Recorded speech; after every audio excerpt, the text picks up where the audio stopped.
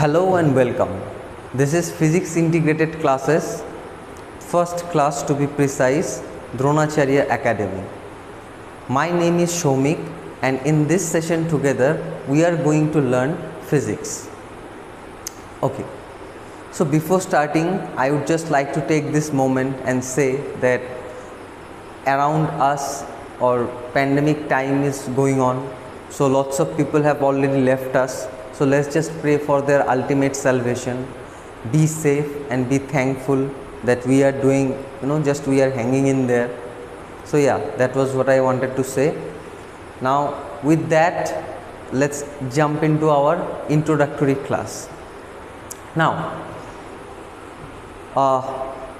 you have been studying 10 years, right, up to class 10, and then you are being now in class 11. So you have already decided, locked your dreams up, what you wanted to be, what you want to be. So for that, for to be doctor or to be engineer, there are two exams definitely, JEE and NEET respectively, for engineering and medical. Now any exam, any exam, or for your case particularly your entrance exam as well as board exam, so you have to prepare them like a battle. Consider the exams as the battlefield which you are going to fight, and if you are going to fight a battle, then you have to do it in the army way. What is the army way? Suppose before going to any battle or attacking any place, what the army does is that they do a recce of the place, that where they are going to attack, they know the terrain very well, that whether there are hills or not, whether there are mountains or not, what is the shape of the terrain, is there a plateau or a plain, the river is flowing, what are the shortcuts, what way they can come back and all. So like that only, you have to know the syllabus very well. Now that is your battlefield. That is your battlefield, to be precise, because in there only you can fight the battle, right? So let's just jump into the syllabus thing. Now, so JEE, now physics, chemistry, math is needed, all right. Now physics, chemistry, math, each will have 30 questions. Of these 30 questions, there will be 20 MCQs and 10 numerals. So to sum it up is that there will be 90 questions, 90 questions. Physics, chemistry, math, it will have each 30 questions. Now you have to attempt 75 questions you have to attempt, and total mark is 300. To give you a perspective, 2019 cutoff for general was 90.37. so it will give you a perspective. That's why I have included the cutoff. That means out of 300, anyone who got 90.37 marks, from unreserved category, he got the chance of engineering. Like that, for economically weaker section, the mark is 70.24. for OBC it is 74, and for ST/SC I think it is 50. I haven't written it, but it is 50. So that's the JEE mains. And if you clear JEE mains, then you can sit for JEE advanced. It is for going to the IITs. And here also there are two papers, each will comprise of PCM and PCM. So total 54 questions are going to be there in one paper, and 18 for each subject. The marks allotted are 306. So each paper is going to have 183 mark. Also with this, what you have to remember is, suppose here, see this, I have written April and September. Why? Because April is the month where you are going to sit for the exam, and September is the month when you are going to fill the form up. So these are very, very important for your perspective since you are preparing. So you must know that when to, you know, go ahead and fill the form up for the exam. And just like that, NEET, it will have physics, chemistry, zoology and botany. Okay, 45 questions each, 180 marks per subject, and total mark is 720. So cutoff for general was 147 and above. For the rest, it was between 146 and 113. So out of 720, you have to get this much mark to get, you know, into MBBS, BDS or Ayush. MBBS is the MBBS normal degree, Bachelor of Medicine, Bachelor of Surgery. BDS is dental, and Ayush is this Ayurveda. Okay, and this exam occurs in May, because this is very, very important for your perspective when the exam occurs and when you fill the form up. Now these are the very important and crucial dates for your exam. Now, so first thing is, we discussed battle. In there we discussed that you have to know the terrain very well. Now what does the army do after that? What they do after that is that they prepare similar kind of situations, okay, in their base camp.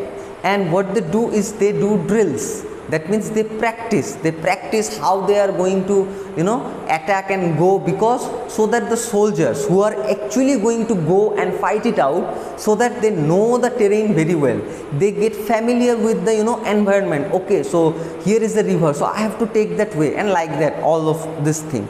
So in your case, the drill is gonna be practice. The more you practice, the more you get familiar with the subject or with the exam, with the pattern, and you have to do it with the time constraint, because in these exams you will get only 3 hours, which is a fixed time, and you have to solve all the things. Suppose in case of maths and physics, chemistry also, but majorly in maths and physics there are going to be numerals and numerals. So you have to be able to solve them within that time constraint, you see, and 90 questions are there. So 90 questions, 3 hours, you have to solve it.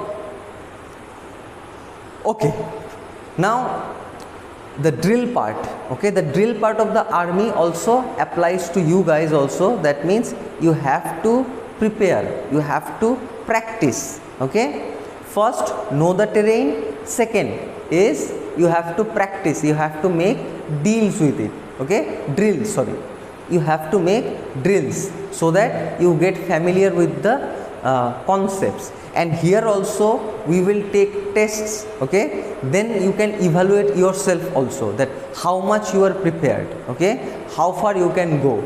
So these things you can do.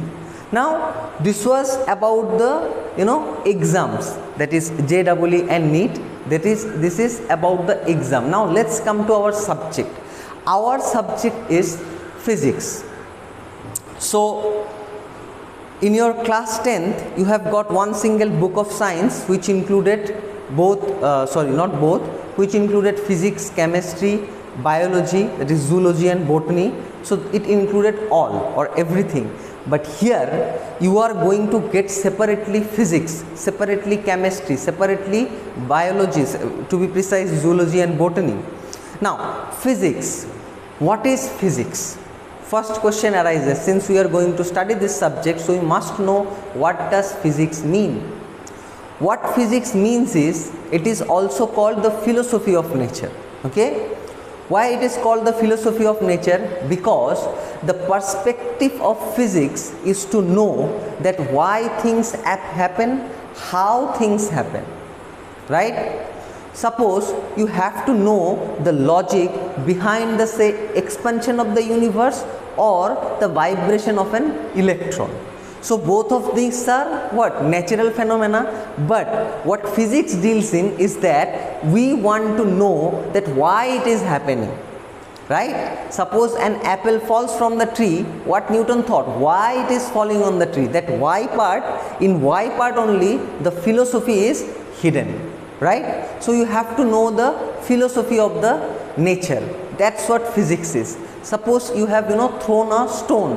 Now that throwing of stone, okay, how it is going, what are the forces acting on it, what are the forces which driving the stone away, right? These are the questions you need to answer in the subject of physics. Okay, now let's dive a bit into our syllabus, that what we are going to study in our session, in this session to be precise. Now see, this JEE, NEET, they cover both the syllabus of first year as well as second year, that means 11 as well as 12. So here I have only listed the chapters of 11, okay, because you are going to study these chapters first, then the 12th part. So let's discuss these chapters first today.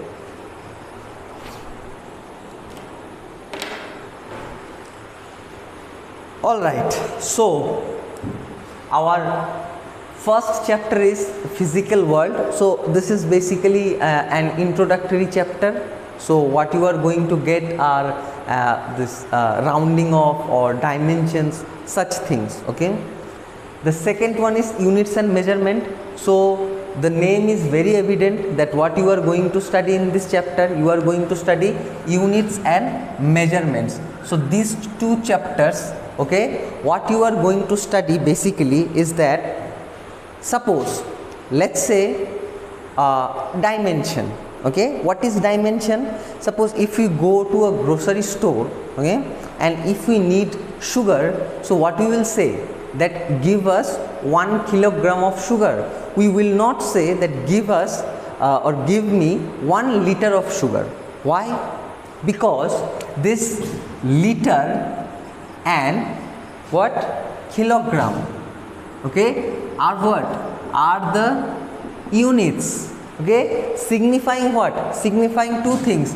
This liter is included in case of liquids, and kilogram, it is for solids. So if you want to get sugar, then you have to get 1 kilogram of it and not 1 liter of it. Now that's the fundamental difference between these two things, and there what, dimension comes into play. So dimension is nothing but, we denote it like this, MLT, right, MLT, where M represents mass, L represents length, and T represents time.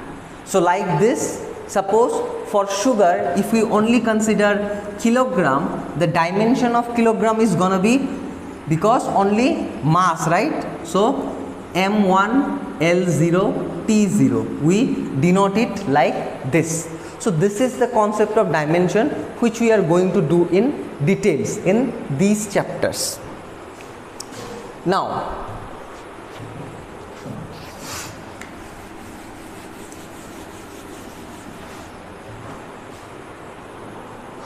okay, so then following two chapters are what, motion in a straight line and motion in a plane, okay. So motion in a straight line and motion in a plane, to understand these chapters you have to know a fundamental idea about these things, 1 dimension, 2 dimension, 3 dimension. Suppose if I am having only x-axis and nothing else, okay, if I want to move an object from this position to this position, only the x coordinate is going to change. That means if it was 3, it will become 5. So this is happening in 1 dimension.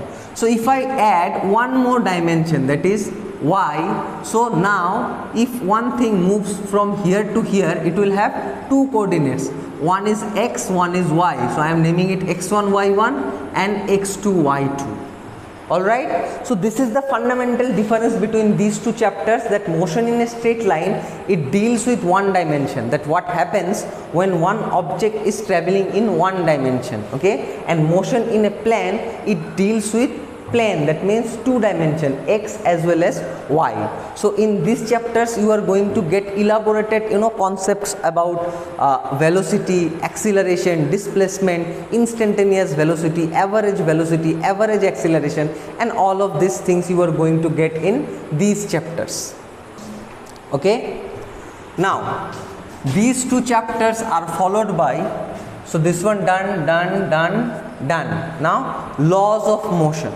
So laws of motion, what we mean by it? We know that there are 3 laws of Newton, right? The first law says what? The first law says an object will continue its state of rest or of motion until and unless it is obstructed by any external force. This is called Newton's first law, or also called law of inertia. Why it is called law of inertia, and what is inertia? Inertia is this tendency, okay, of continuing your state of rest or of motion.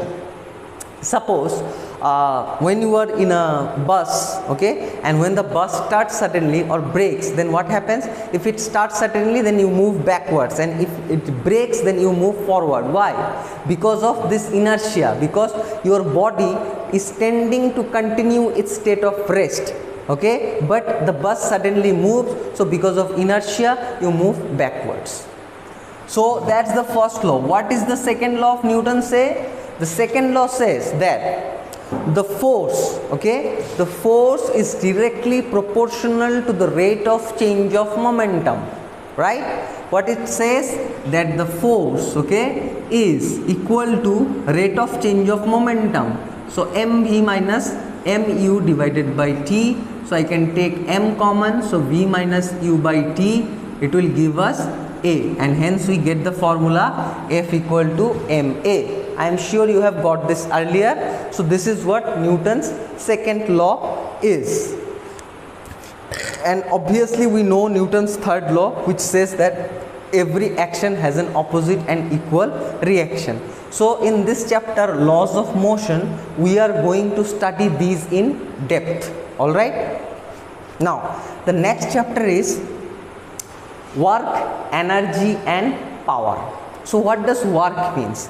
Now if you apply force, and if you can displace an object from one point to another, that means if it is having displacement, then the work done in carrying the object from one place to another will be the product of force and the displacement.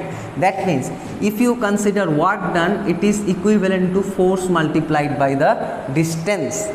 Now what is energy then? Energy is nothing but the ability to do work, okay, it is called energy. And what is power then?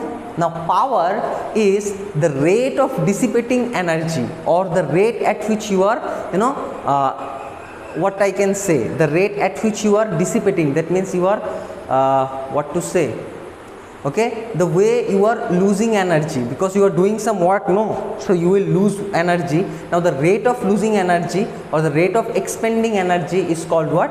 Power. Then we have system of particles and rotational motion. Now rotational motion, as the name is very evident, right? Rotational motion, see, there are two kinds of motion which you need to know. One is translational, one is rotational. So what does translational means?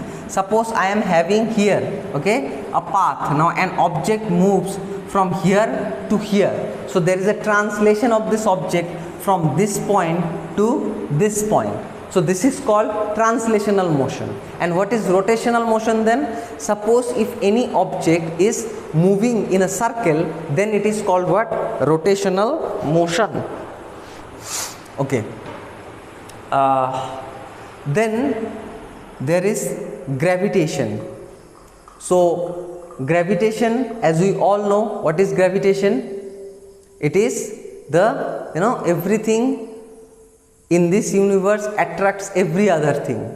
This in general is called the universal law of gravitation given by Newton. So in gravitation we will deal with satellites, that geostationary satellites and all, then Kepler's laws, okay, how the planets orbit the sun and like that, the path, why the shape of the orbits are like that, suppose elliptical, not round and all, we will deal with in this chapter. Then there are 3 chapters together called properties of bulk matter. It includes 3 chapters: mechanical properties of solid, fluids and thermal properties of matter. Now let's look at these one by one. So mechanical properties of solid, it basically deals with solid, okay. Suppose stress and strain, so you will get stress strain curve by which you will be able to know that which material is brittle and which is not, like that. You will know basically the property of the solids, okay, in terms of its strength. Then you are going to get Hooke's law, Young's modulus, and all these of things we will discuss in detail. And then mechanical properties of fluid. So as the name is very evident, so here we will deal with fluids. We will deal with, say, Bernoulli's theorem, and then what happens inside a fluid if you dip an object, what is the pressure difference, and all these kinds of things we are going to learn in this chapter. Then thermal properties of matter. Here we will deal with heat, okay. So if you provide heat, what will happen to the matter, okay, what changes can we see and how the changes progress. These things we are going to learn from the chapter called thermal properties of matter. Then comes thermodynamics. So thermodynamics also, it is what? It is chapter related to heat. There we will get zeroth law of thermodynamics, first law of thermodynamics, second law of thermodynamics, and all these things we are going to get in thermodynamics chapter. Then kinetic theory of gases. So it basically deals with the system of gases, okay. That means the gas particles. No, if you contain a gas inside a container, then what will happen? The gas particles will start moving randomly and all. Now these things we are going to get in this chapter called kinetic theory of gases. And lastly, there are two chapters, oscillations and waves. So in this you are going to get simple harmonic motion and waves, okay, the types of different waves, longitudinal or this transverse, and all these things you are going to get in these two chapters, oscillations and waves. So this is a brief overview of the chapters we are going to learn in this session, okay. So see, one thing I would like to request all of you is that when you study, okay, when you study, just don't study for the sake of the exam, but study for the enhancement of your own knowledge. All right, try to learn something, feel good, feel happy when something new you are learning. In these chapters you are going to learn so many things, right? It will make you ahead of so many people. Lots of people around see many things, but do not know the logic behind it, the philosophy of it. After studying physics, you will be able to know the philosophy behind it. Isn't it fascinating? Now I find it very fascinating that if I get to know new things, if I get to acquire more knowledge, now that's very fascinating, right? So I hope you will enjoy and learn this subject in our this session. Hoping that, this is Shomik Shaha saying bye. Thank you.